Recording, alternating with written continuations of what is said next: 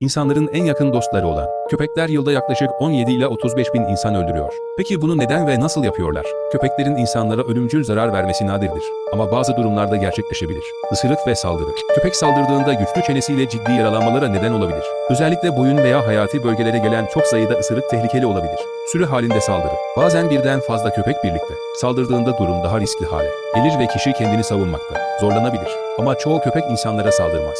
Bu tür olaylar genelde korku, kötü muamele veya yanlış eğitim gibi durumlarda ortaya çıkar.